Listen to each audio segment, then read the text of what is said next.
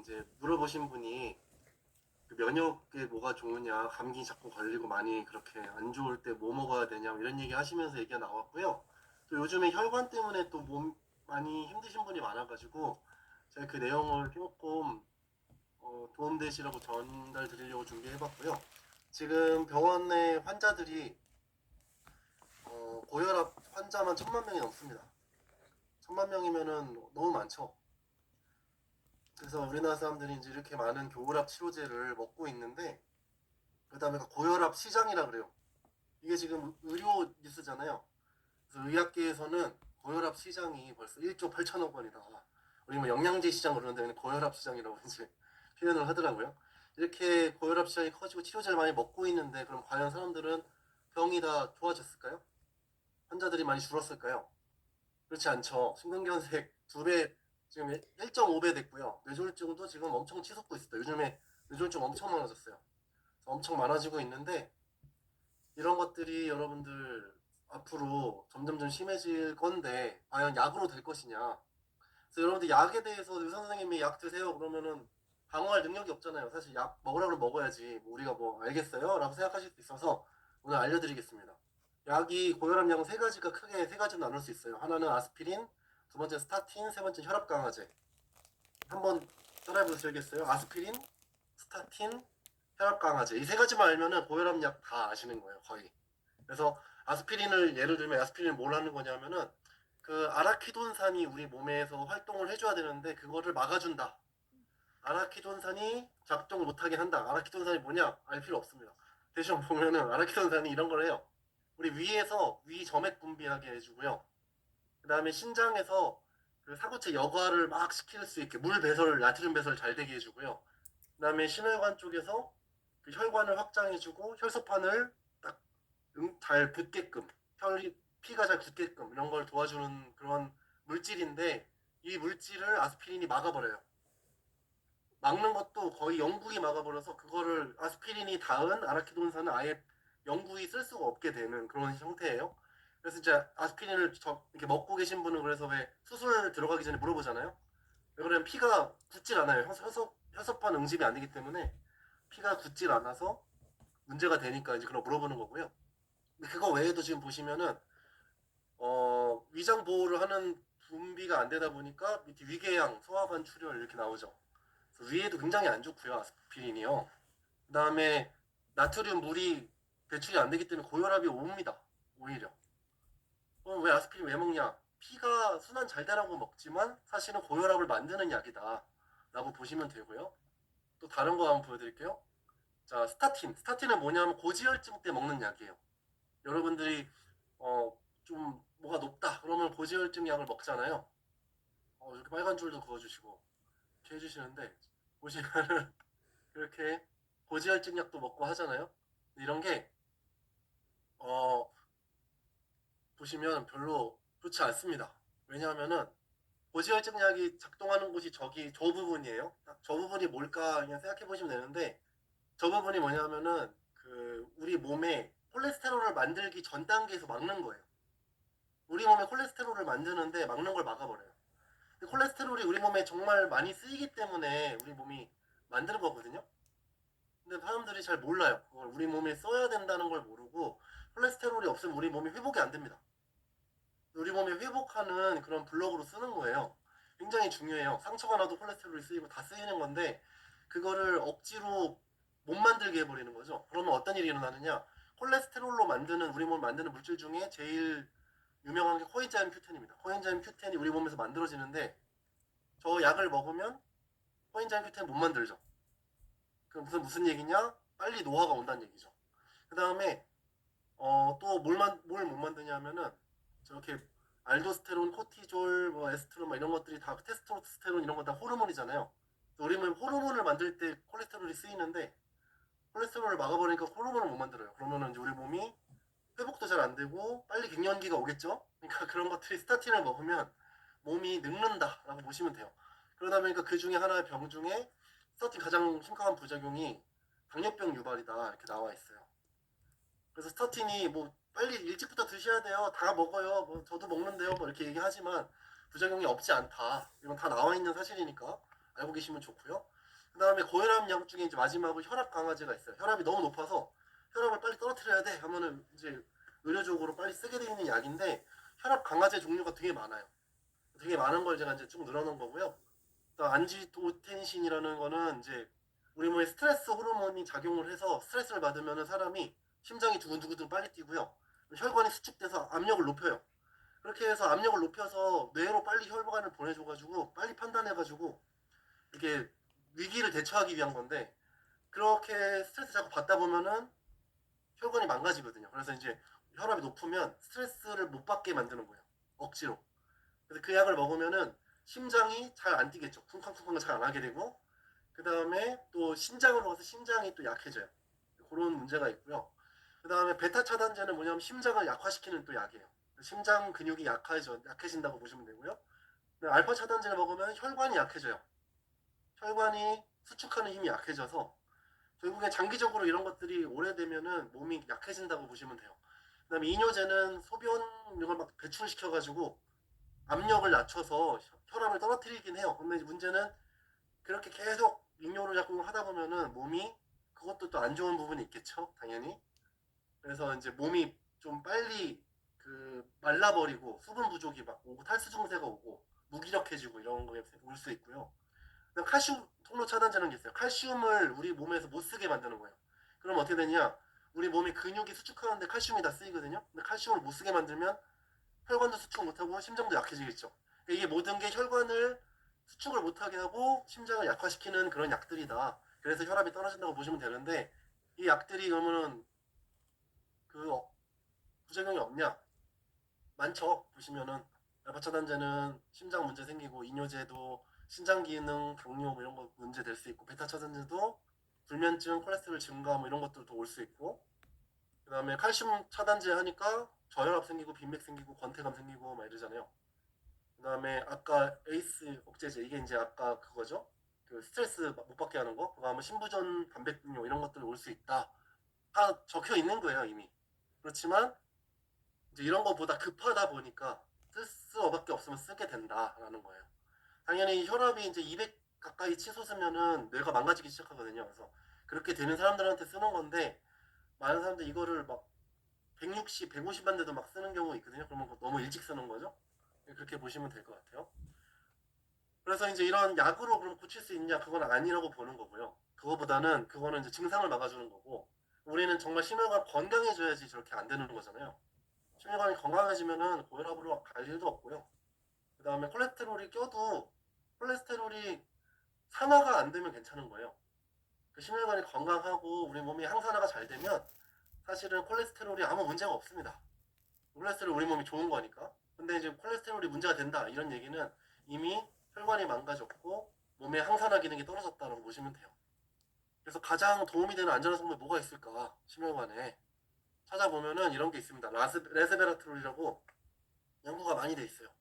레스베라트롤을 연구를 보면은 칼로리 제한과 유사한 효과를 가지고 있다. 그래서 여러분들 왜 간헐적 단식 하잖아요. 간헐적 단식.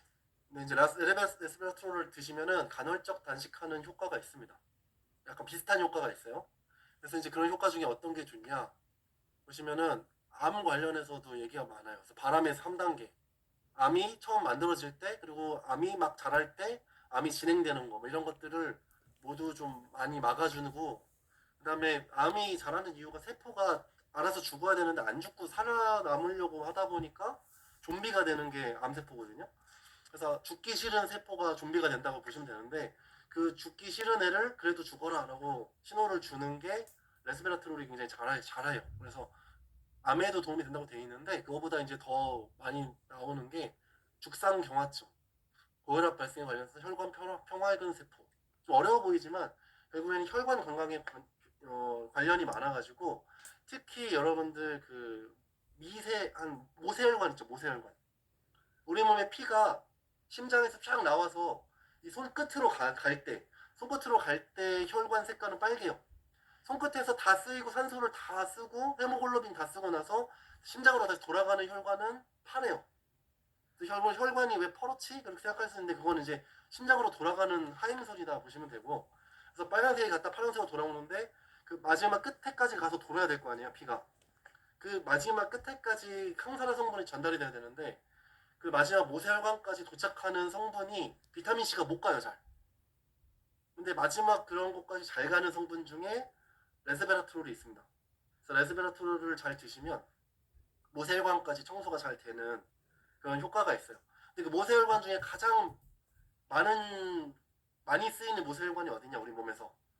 뇌세포, 뇌에 있는 혈관들이 모세혈관이에요. 그래서 뇌까지 얘네들이 영향을 미치기 때문에 여러 가지로 봤을 때 혈관 건강에 제일 좋은 성분 중에 하나다. 다른 건 먹어봤자 모세혈관까지 잘 안 간다라고 보시면 돼요.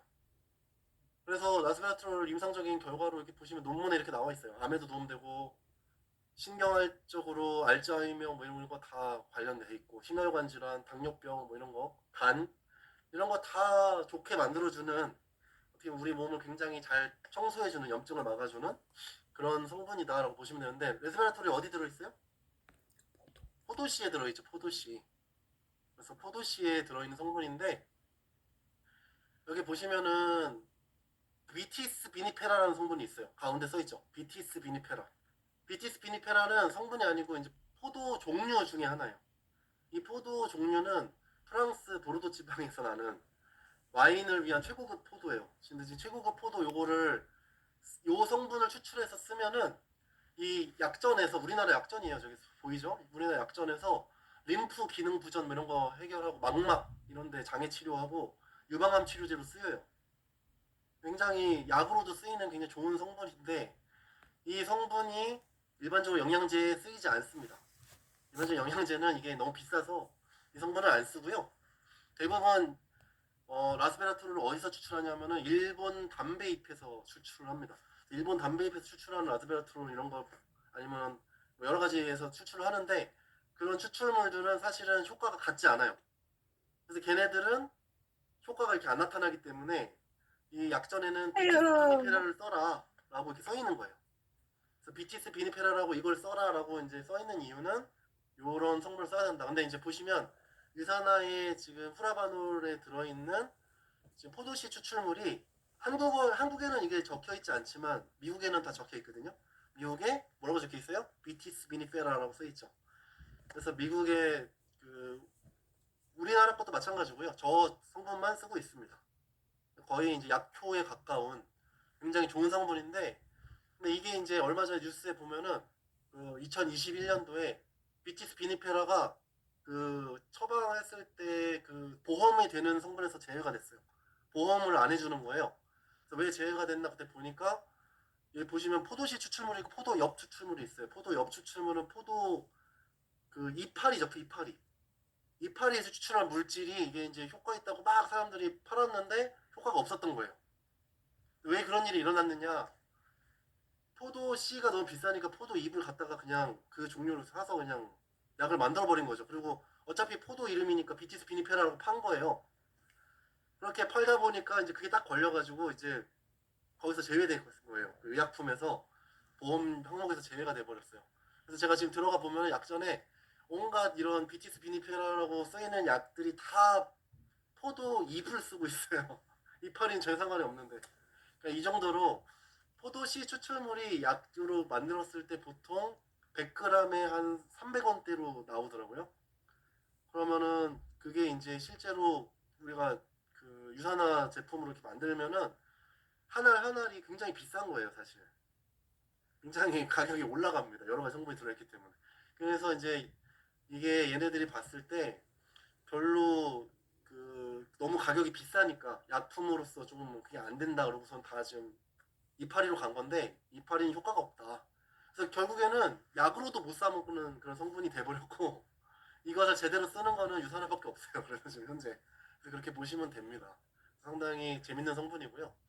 그래서 호라바놀 C300 플러스 기존에 C300이 있고 C300 플러스가 있잖아요. C300에는 이제 비타민 C하고 포도씨 추출물 위주로 돼 있는데 C300 플러스에는 포도씨 추출물 비타민 C도 2배가 됐지만 헤스페르딘, 그다음 케르세틴, 녹차 추출물 EGCG, 그다음 빌베리 열매 추출물 이런 것들을 다 추가로 넣기 때문에 사실 지금 요즘 트렌드에 봤을 때 기존보다 효과가 2배 넘어요. 그러니까 기존 거는 하나를 먹을 거 얘 하나를 먹으면 한 2.5배 이상의 효과가 납니다. 그래서 제가 볼 때 얘를 먹는 게 훨씬 더 저렴하게 먹는 거다라고 보시고 요걸로 저는 권장을 좀 드리고요. 호키노는 우리 몸의 근육들, 에너지 대사를 활발히 하기 때문에 에너지를 쓰는 근육들이 훨씬 더 강하게 움직여요. 그래서 우리 장기가 훨씬 더 힘을 발휘하는데 그렇게 되면 어떤 일이 발생하느냐? 그 근육의 이완을 할 때도 힘이 필요하거든요. 그래서 보시면은 그 혈관이 확장이 돼야지 혈압이 내려가는데 이게 수축기를 지나서 다시 확장이 될 때 확장이 잘 안 되는 경우 그럴 때 혈압이 안 떨어지는 거예요. 그래서 고혈압 환자들이 혈압 안 떨어질 때 호키논을 한 번에 한 3알 이상 이렇게 한 번씩 먹어보잖아요. 하루에 한 3알씩 3번 이렇게 드셔보시면 바로 떨어집니다. 그래서 높은 혈압을 낮추는데 효과가 있다고 이미 우리나라에서 인정받아져 있는 거고요. 그래서 생각보다는 좀 많은 양을 드셔보면 확 효과가 빨리 와요. 그리고 이제 오메가3는 혈관을 좋아지게 한다기보다는 우리가 콜레스테롤 걱정하시는 분들 있잖아요. 근데 콜레스테롤이 많아서 걱정이 아니고요. 비율이 잘못되면 걱정인 거예요. LDL이라는 콜레스테롤이 높으면은 HDL이 낮고 LDL이 높으면 문제가 되는 건데 HDL을 같이 높여주는 게 바이오메가입니다. 그러면은 어떤 일이 일어나느냐? LDL이 높으면은 혈관 벽에 막 붙잖아요. 산화되고. 근데 HDL이 높아버리면 LDL이 못 붙게 해줘요. 다 떼어줘요. 그러니까 LDL이 좀 높고 콜레스테롤이 좀 높은 분들은 그 오메가 드시면은 혈관에 붙는 걸 좀 청소를 잘 해준다라고 보시면 됩니다. 그래서 혈관이 건강해지는 쪽보다는 약간 청소를 잘 해준다라고 보시면 돼요. 오메가는. 그리고 이제 뉴트리밀 얘기 드리는 거는 우리가 그 단백질, 그 다음에 식이섬유 이런 성분들이 혈관 건강에 되게 중요한 성분들이에요. 실제로 그래서 혈관에 좋은 성분 먹을 때 단백질도 같이 먹게 돼 있거든요. 그래서 그런 성분을 같이 챙겨주시면 좋다. 그리고 이제 또 하나의 내용은 지금 시간이 많이 갔죠? 많이 갔지만 빨리 끝낼게요. 이제 감기 걸리잖아요. 감기 걸리면은 많은 사람들이 병원 가서 항생제 처방을 받는 경우가 있어요. 그럼 그 의사 선생님은 돌팔이다라고 생각하시면 됩니다. 아니면 내가 거의 지금 너무 심각한 감기에 걸렸구나. 둘 중에 하나인데 심각한 감기에 걸린 것 같지 않은데 항생제 처방을 했다. 그러면 의사 선생님이 잘 모르시는구나 이렇게 생각하시면 됩니다. 왜냐하면 항생제라는 것은 생명체를 죽이는 거예요. 그래서 이런 박테리아 같은 거 우리가 세균 감염이 있을 때는 항생제를 쓰는 게 맞는데 세균 감염이 아니고 바이러스는 생명체가 아니에요. 그래서 바이러스는 그냥 생명체가 아니다라고 보시고 이게 우리 몸에 들어와서만 활동을 해요. 세포에 딱 붙었을 때 활동을 하고요. 그 전에는 무생물이에요. 생물이 아니에요. 그래서 항생제가 듣지 않아요. 감기 걸렸을 때 항생제 먹는다 그러면 도움이 전혀 안 됩니다. 오히려 우리 몸에 좋은 유익균을 다 죽여서 면역력이 떨어질 수 있어요. 오히려. 그러니까 항생제를 내성까지 생길 수 있기 때문에 항생제를 먹는 거는 감기에 안 맞다. 기본적으로 그건 알고 계셔야 되고요. 두 번째는 감기에 대해서 좀 자세히 알면 감기 바이러스는 지금도 어디나 있습니다. 여러분 몸속에도 있고요. 우리 손발에 다 묻어 있고요. 코에도 있을 수 있고요. 여기저기 다 있을 수 있거든요. 그래서 바이러스가 생명체가 아니기 때문에 땅바닥에서도 만지면 찾을 수도 있다. 이렇게 보시면 되고요. 그리고 감기는 전달이 잘 돼요. 그래서 기침 딱 하면은 기침한 장소에 엘리베이터에 누가 기침하고 갔는데 그 엘리베이터에 나중에 한 1시간 뒤에 탔는데 옮길 수 있어요. 그러니까 감기를 뭐 이렇게 사람을 막 피한다 뭐 해서 되는 게 아니다 라고 아시면 되고요. 감기 바이러스가 증식하는 온도가 있어요.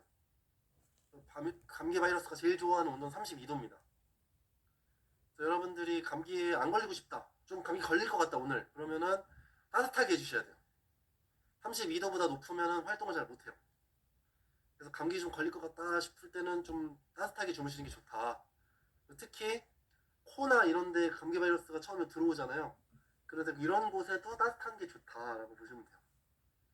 그래서 그런 것도 생각해 보시고 이불을 이렇게 덮고 잔다거나 이렇게 따뜻하게 해주면은 훨씬 더 이제 바이러스 증식 못하게 해서 면역이 막아낼 확률이 높아지고요. 우리 몸의 면역세포는 36도 이상에서 활동이 강화되기 때문에 따뜻할수록 면역이 활동이 강해져요. 그래서 우리가 왜 병 걸리면은 갑자기 막 온도가 38도, 39도 오르잖아요. 그건 뭐냐면은 우리 면역을 최대로 끌어올려야 된다. 라고 몸에 작동하는 거예요. 그래서 온도가 높아지면 면역세포는 활동이 활발해서 감기를 잘 잡고 바이러스를 잘 죽이고 바이러스는 활동이 멈춘다 이렇게 보시면 됩니다. 그리고 이제 감기랑 독감 구분을 막 여러 가지로 하시는데 가장 정확한 이제 구분은 상기도, 그러니까 목 위로 감기다 그러면 그냥 감기고, 목 아래까지 폐까지 감기다, 폐가 안 좋다 그러면 독감이라고 보시면 돼요. 이런 식으로 구분하시면 감기에 대해서 상식을 얻으신 거고요. 이 상식을 가지고 한번 생각해 보세요. 고열 열이 나요. 진통제를 해열약을 먹었어요. 그래서 온도를 낮췄어요. 억지로 온도를 낮추면 어떻게 될까요? 감기 증식이 빨라지고 면역 활동이 저하되겠죠. 그래서 해열제는 사실은 39도 이상이 돼서 뇌가 손상될 것 같다, 40도 가까이 됐다, 그럼 어쩔 수 없이 먹지만 그런 거 아니면 안 먹는 게 빨리 낫습니다. 그 다음에 콧물, 코막힘, 재채기, 이거는 먹으면은 이 코에 있는 그 콧물 나오는 관을 막아버려요. 그래서 이게 콧물 관을 수축시키는 방식인데, 이렇게 해버리면은 콧물로 지금 바이러스를 내보내야 되는데 못 내보내게 된다라는 거고요. 그렇게 되면 어떻게 될까요? 병이 오래 간다 이렇게 보시면 됩니다. 기침도 칼로콜하는 뭐예요? 목 쪽에 있는 바이러스를 내보내기 위한 거거든요. 근데 이걸 못 내보낸다 그러면은 그것도 안 좋겠죠. 그래서 이런 감기 약은 감기 증상을 좀 더 낮추려는 약이고요. 증상을 낮추다 보면 오히려 감기 기간은 길어진다라고 보시면 되겠습니다.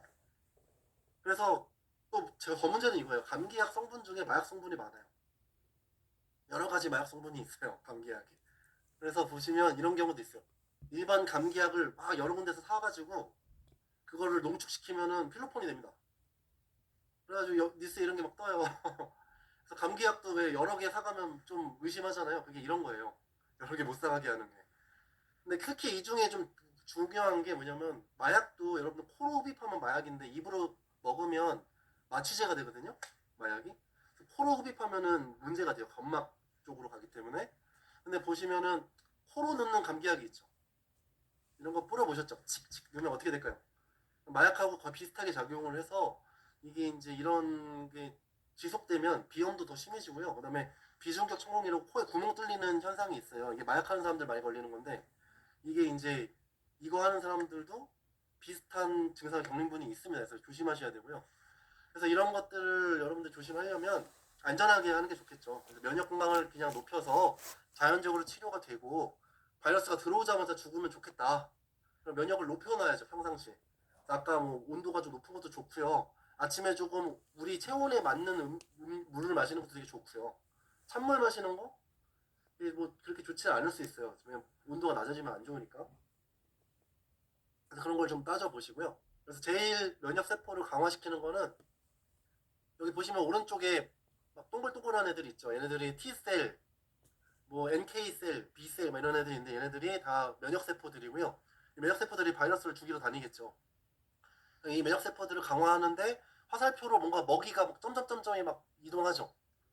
저 점점점점 하는 저 성분 SCFA, 저게 이제 뭐냐면은 저 위에 있는 꼬리 달린 애들 있죠. 쟤네들이 프로바이오틱입니다. 프로바이오틱. 우리 몸에 좋은 그런 프로바이오틱이 저 위에 있는 다이어트리 파이버, 그 우리 파이버즈 같은 거 식이섬유를 먹고 쟤네들이 배출하는 그 성분, 단세지방산 같은 그런 성분들이 바로 면역세포한테 가서 면역세포 활동력을 높입니다. 그래서 여러분들 면역에 우리가 약을 주고 싶다, 면역을 키우고 싶다, 그러면 식이섬유를 많이 드셔야 돼요. 그리고 우리가 그 면역을 키우기 위해서 우리 프로바이오틱 상태가 안 좋다, 장내 미생물이 안 좋다 그러면 프로바이오틱도 드셔야 되고요. 그래서 프로바이오틱을 먹어주고 식이섬유를 먹어주는 게 면역을 키우는 겁니다, 사실. 우리 몸의 대부분 면역 세포들이 장에서 영향을 받는 이유가 장에서 먹이를 주는 거예요. 저렇게. 그래서 보시면은 안토시아니딘이라는 성분이 있습니다. 안토시아니딘. 안토시아니딘 중에 좀 더 센 애가 프로안토시아니딘이라는 이런 성분이 있는데, 프로안토시아니딘이라는 애가 포도씨에서 나와요. 얘도. 포도씨에서 아까 레스베라트롤도 얘기했지만 프로안토시아니딘도 있고요. 프로안토시아니딘은 보시면은 건강한 미생물들의 수치를 높여요. 그래서 락토바실로스 비피도박테리아 이런 애들을 강화시켜주고요. 그 다음에 면역 글로불린 수치, 그다음 백신 접종 반응 향상 이런 거 보면은 면역력을 굉장히 높여주는 효과가 있어요. 그래서 아까 말했던 포도씨 추출물이 면역에도 좋다라는 거죠. 그래서 아까 말씀드린 면역에 좋은 성분 중에 저는 이제 시선백도 굉장히 도움된다고 말씀드리고요. 프로바이오틱 성분은 당연히 아까 면역을 위한 미생물 먹어줘야 되니까. 그리고 면역 미생물을 키우는 먹이는 뭐라고요? 식이섬유. 얘네들을 잘 먹어주시면 얘네들을 가지고 자연 치유될 수 있게 온도만 조절 잘 해주셔도 여러분들 충분히 감기 하루 1년 내내 안 걸리고 넘어갈 수 있다라고 할 수 있습니다. 잘 씻어주시고 온도 유지하시고 그래서 면역 잘 관리하시면 이게 제일 좋아요. 왜냐하면 그렇게 하시면 그런 바이러스를 이길 때마다 우리 몸에서 항생제가 새로 만들어집니다. 새로운 항생제 계속 만들어지기 때문에 항생제가 아니고 항바이러스제가 만들어지는 거죠, 몸에 자연적으로. 그렇기 때문에 여러분들 점점점 강해지는 면역을 만들어 보실 수 있어요. 그래서 미래 의사는 환자에게 약을 주지 않습니다. 정말 우리 미래를 살려면 스스로 약을 주시지 마시고요. 스스로 명의가 되셔서 원인과 예방에 관심을 갖고 좋은 영양소로 여러분 건강을 잘 챙겨주시면 되겠습니다. 오늘 여기까지 마칠게요.